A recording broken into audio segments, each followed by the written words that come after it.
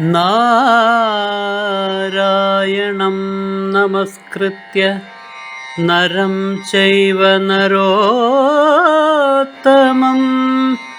ദേവീം സരസ്വതീം വ്യാസം തതോ ജയമുദീരയേ. അർത്ഥശാസ്ത്രമിദം പുണ്യം ധർമ്മശാസ്ത്രമിദം പരം മോക്ഷശാസ്ത്രമിദം പ്രോക്തം വ്യാസേനാമിത ബുദ്ധിനാ.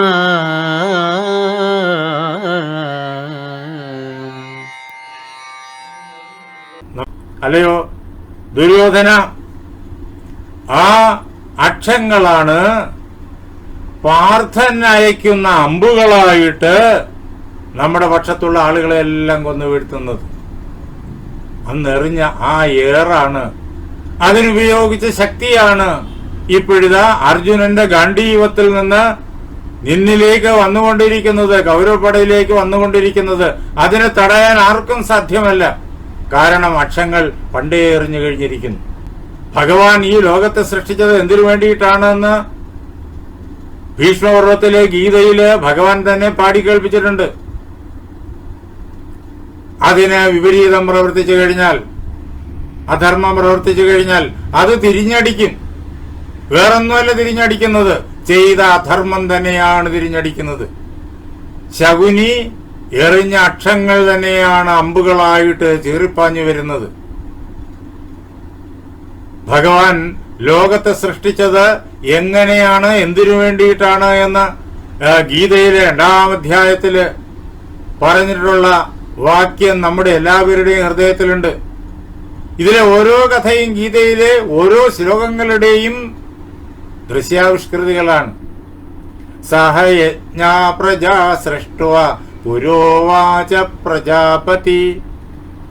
പ്രജാപതി ബ്രഹ്മാവ് യജ്ഞകർമ്മങ്ങളോടൊപ്പമാണ് ഈ ലോകത്തിലുള്ള സമസ്ത പദാർത്ഥങ്ങളെയും, ജീവനുള്ളവയും ജീവനില്ലാത്തവയും എല്ലാത്തിനെയും സൃഷ്ടിച്ചത്.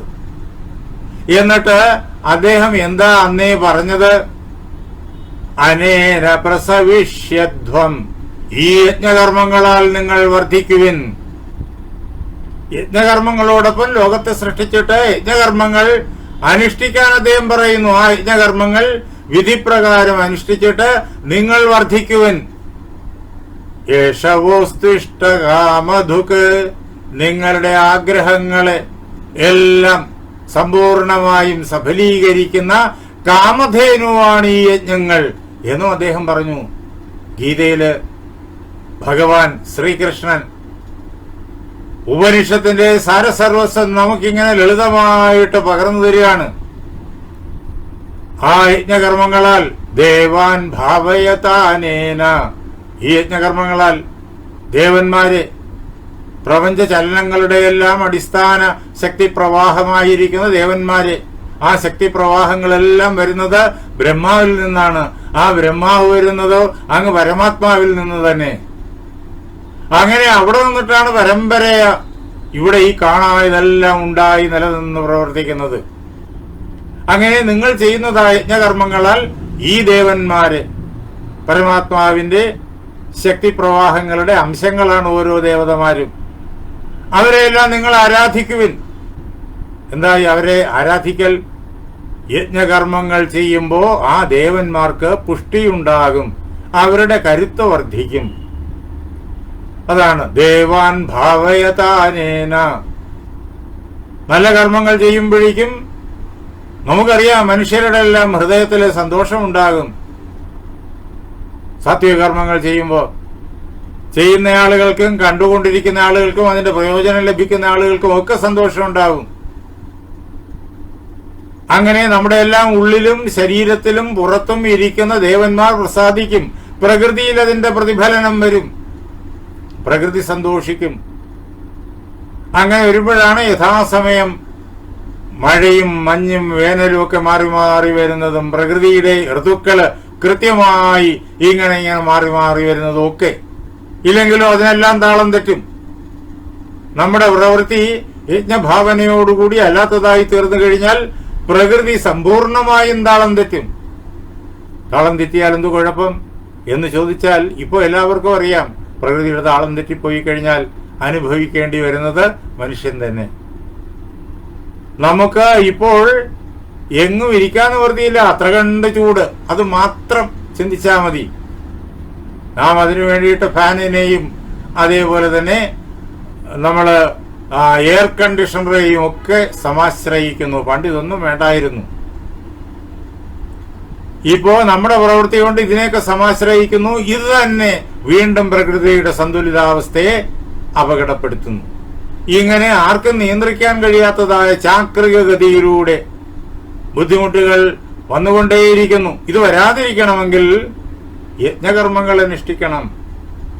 സകല കർമ്മങ്ങളെ യജ്ഞഭാവനയോടുകൂടി ചെയ്യണം. അപ്പോൾ ദേവന്മാർ കരുത്തരായിത്തീരും. അങ്ങനെ വരുമ്പോഴേക്കും ബലപ്പെട്ട ദേവന്മാരെന്ത് ചെയ്യും? അവര് നിങ്ങളെ അനുഗ്രഹിക്കും. ദേവാൻ ഭാവയതാനേന തേ ദേവാ ഭാവയന്തുവ.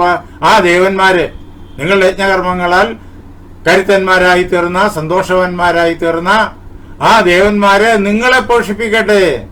അവരുടെ അനുഗ്രഹം അനുകൂലമായ പ്രകൃതിയായി, അനുകൂലമായ കാലാവസ്ഥയായി, അനുകൂലമായ ധാരാളിമയോടുകൂടിയ ഭക്ഷണമായി, ശുദ്ധജലമായി, ശുദ്ധവായുവായി അങ്ങനെ നമ്മിലേക്ക് വരും. ഇത്ര ലളിതമായി ശാസ്ത്രം പറയാൻ വ്യാസഭഗവാൻ അല്ലാതെ വേറെ ആർക്ക് കഴിഞ്ഞിട്ടുണ്ട്? 5000 വർഷം മുമ്പ് അദ്ദേഹം കൃഷ്ണന്റെ പാട്ട് പാടിക്കേൾപ്പിച്ചു വ്യാസൻ. ആ പാട്ട് ഇന്ന് അതേ പ്രകാരത്തില് ശാസ്ത്ര സത്യമായി നമ്മുടെ മുന്നിൽ നിൽക്കുന്നു. ഭഗവത്ഗീതയിലെ ശ്ലോകങ്ങൾ 2 ഇപ്പോൾ ഇവിടെ ചൊല്ലി ഈ സന്ദർഭത്തില് വ്യാഖ്യാനിക്കുന്നത്. ആ ഭഗവത്ഗീത മഹാഭാരതത്തിലെ ഭീഷ്മപർവത്തിന്റെ ഉള്ളിലുള്ള 700 ശ്ലോകങ്ങൾ. അങ്ങനെ നാം നമ്മുടെ പ്രവൃത്തികളാൽ ദേവന്മാരെ സന്തോഷിപ്പിക്കണം. ഇന്നത്തെ ആളുകൾക്ക് എല്ലാവർക്കും മനസ്സിലാകുന്ന ഭാഷയിൽ പറഞ്ഞാൽ പ്രകൃതിയെ സന്തോഷിപ്പിക്കണം. പ്രകൃതിയല്ല, ആ പ്രകൃതിക്കും കാരണമായിരിക്കുന്ന ചൈതന്യ പ്രവാഹമാണ് ദേവന്മാർ. എളുപ്പത്തിൽ മനസ്സിലാക്കാൻ പ്രകൃതിയെ സന്തോഷിപ്പിക്കണം. ആ പ്രകൃതിയോ നിങ്ങളെ സന്തോഷിപ്പിക്കും. ദേവാൻ ഭാവയതാനേന തേ ദേവാ ഭാവയന്തുവ പരസ്പരം ഭാവയന്ത. നാം ദേവന്മാരെ പോഷിപ്പിക്കുന്നു, ദേവന്മാര് നമ്മെ പോഷിപ്പിക്കുന്നു. ഇങ്ങനെ പരസ്പരം പോഷിപ്പിക്കുന്നവരായിട്ട് ശ്രേയപരമവാപ്സ്യഥ, പരമമായ ശ്രേയസ് നേടുവിൻ. ശ്രേയസ് നേടാനുള്ള മാർഗം അതാണ്. യജ്ഞഭാവനയോട് കർമ്മങ്ങൾ ചെയ്യേണ്ട കർമ്മങ്ങൾ ഓരോരുത്തർക്കുമുണ്ട്. എന്തൊക്കെയാണ് ചെയ്യേണ്ട കർമ്മങ്ങൾ എന്ന് സ്വധർമ്മം എന്ന് പറയും. അങ്ങനെയുള്ള കർമ്മങ്ങളെല്ലാം ആ സ്വധർമ്മങ്ങൾ എങ്ങനെ ചെയ്യണം? യജ്ഞഭാവനയോടുകൂടി ചെയ്യണം. എന്താ യജ്ഞഭാവന? അത് ഈ ലോകത്തിന് മുഴുവൻ പ്രയോജനപ്പെടണം എന്നുള്ള ഉത്തമ ലക്ഷ്യം എന്ന് എളുപ്പത്തിൽ പറയാം. അതാണ് യജ്ഞഭാവന. എപ്പോഴാണോ നമ്മുടെ ചിന്തകളും പ്രവൃത്തികളും വികാരങ്ങളും നാം ചെയ്യുന്നതായ സകല കർമ്മങ്ങളും ലോകത്തിന് ശ്രേയസ്കരമായി, ലോകത്തിന് സുഖം പകരുന്നതായി തീരുന്നത്, അപ്പോൾ ആ ചിന്തകൾ യജ്ഞമാണ്. അതേപോലെ ആ പ്രവൃത്തികൾ യജ്ഞമാണ്. ആ കർമ്മ പരമ്പരകളും യജ്ഞമാണ്. അതാണ് യജ്ഞം. അങ്ങനെ നാം യജ്ഞഭാവനയോടുകൂടി സർവകർമ്മങ്ങളും ചെയ്താൽ പരമമായ ശ്രേയസ്. ഇതിന് വിപരീതമായി ലോകത്തെ മുഴുവൻ ഉപദ്രവിച്ചുകൊണ്ട്, ലോകത്തെ മുഴുവൻ ഹിംസിച്ചുകൊണ്ട് കർമ്മങ്ങൾ ചെയ്താലോ അത് അധർമ്മം, അത് യജ്ഞമല്ല.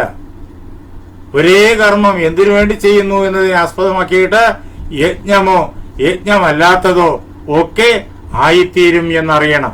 നാം ലോകനന്മയ്ക്ക് വേണ്ടിയിട്ട് ചെയ്യുന്ന കർമ്മങ്ങൾ നമുക്ക് അനുഗ്രഹം ചൊരിയും, ലോകത്തിന് മുഴുവൻ അനുഗ്രഹം ചൊരിയും. എന്നാൽ നേരെ വിപരീതമായി ചെയ്താലോ? ദുര്യോധനൻ ഇത്രയും കാലം നേരെ വിപരീതമായി പ്രവർത്തിക്കുകയായിരുന്നു. ആ വിപരീതമായി പ്രവർത്തിച്ച സംഭവങ്ങൾ എല്ലാം ദ്രോണൻ കണ്ടു. അപ്പോഴെല്ലാം ദ്രോണൻ എതിർത്തു. ദുര്യോധനൻ അംഗീകരിച്ചില്ല. ഇപ്പോഴിതാ പരാജയത്തിന്റെ പടുകുഴിയിലേക്ക് വീഴാൻ തുടങ്ങുന്ന ദുര്യോധനനോട് ദുര്യോധനൻ പരുഷമായി സംസാരിച്ചപ്പോൾ വീണ്ടും ദ്രോണൻ എന്തുകൊണ്ട് പരാജയം വരുന്നു? എന്തുകൊണ്ട് ദ്രോണന്റെ അമ്പുകൾക്ക് അർജുനനെ തടയാൻ കഴിയുന്നില്ല? എന്തുകൊണ്ട് കർണന്റെയും കൃപന്റെയും ശല്യന്റെയും അമ്പുകൾക്ക് അർജുനനെ തടയാൻ കഴിയുന്നില്ല?